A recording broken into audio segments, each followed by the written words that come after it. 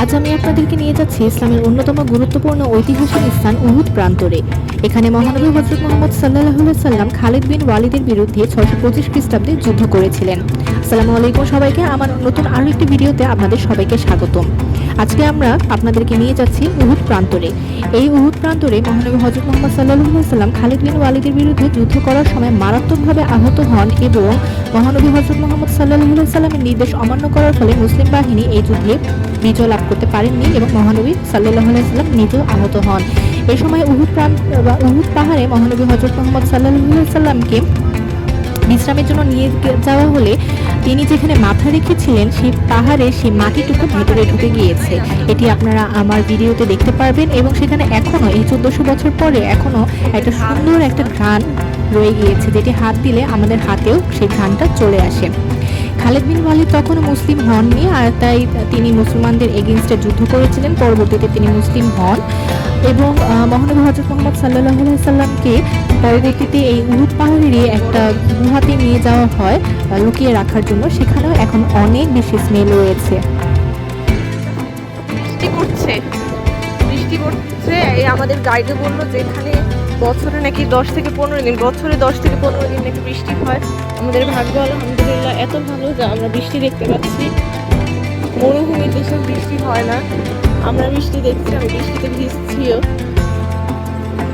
মানে কি বলবো, আমি আসলে এগুলার মহান আল্লাহ যে এবার আমাদেরকে এই ফিলগুলো করাচ্ছেন, এসব জিনিস যে আল্লাহ দেখাচ্ছেন, এটা সত্যি।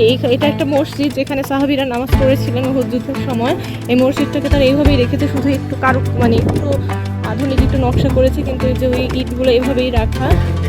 এখানে মানুষ নামাজ পড়ছে।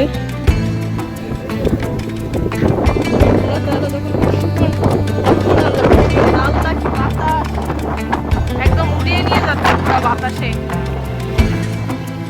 এই হচ্ছে মসজিদের ইতিহাস।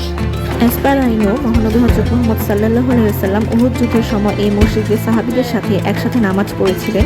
মসজিদটি এখনো এভাবেই রাখা হয়েছে, শুধু একটু আধুনিকীকরণ ডিজাইন করা এই তো, কিন্তু মাটি এখনো সেই আগেরটাই। এখানে মহানবী হযরত মুহাম্মদ সাল্লাল্লাহু আলাইহি ওয়াসাল্লাম দাঁড়িয়ে নামাজ পড়েছিলেন এবং এটা হচ্ছে সামনে যেটা দেখতে পাচ্ছেন, এটা মহানবী হযরত মুহাম্মদ সাল্লাল্লাহু আলাইহি ওয়াসাল্লামের মিম্বার। ভিজে যাচ্ছি। আলহামদুলিল্লাহ, শুকরিয়া। মদিনাতে এসে বৃষ্টিতে ভিজতে পারতেছে, শুকরিয়া আল্লাহ, শুকরিয়া।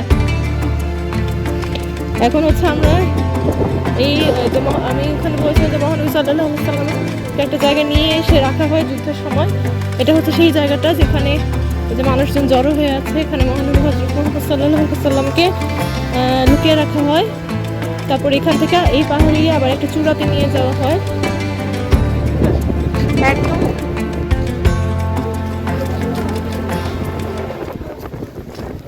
আমাদের গাইড, আমাদেরকে উনি দেখাচ্ছেন সবকিছু।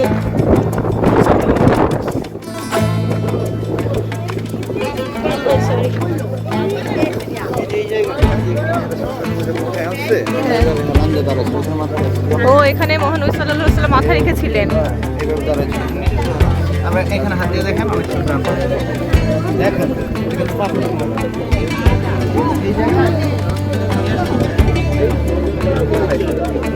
আরে হ্যাঁ, দেখো আপু, দেখো এখানে এখনো ঘ্রাণ আছে এই জায়গায়। এখানে হচ্ছে মহানবী সাল্লাল্লাহু আলাইহি ওয়াসাল্লাম এখানে মাথা রেখেছিলেন এবং এখনো এখানে ঘ্রাণ আছে। আলহামদুলিল্লাহ, মাশাআল্লাহ। এবং এখানে মহানবী সাল্লাল্লাহু আলাইহি ওয়াসাল্লাম যখন মাথা রাখেন, এই পাথরটা নরম হয়ে যে এরকম ভিতরে ঢুকে গিয়েছিল। মাশাআল্লাহ, আমার হাত ঘ্রাণ হয়ে গিয়েছে। মাশাআল্লাহ।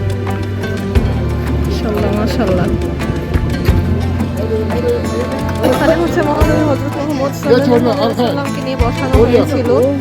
এটার ভিতরে নাকি অনেক ঘ্রাণ। এই জায়গাটা অনেক বেশি সরু জায়গা। এখানে মহানবী হযরত মুহাম্মদ সাল্লাল্লাহু আলাইহি ওয়াসাল্লামকে নিয়ে রাখা হয়েছিল।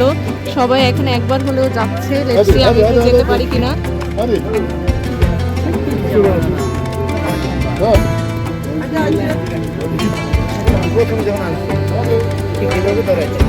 ও সরি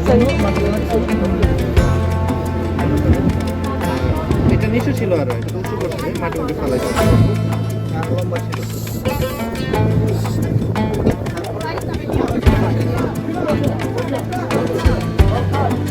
এই লেখাগুলো কে লিখেছে? মানুষজন না? এই যে যারা জিয়ারায় আসে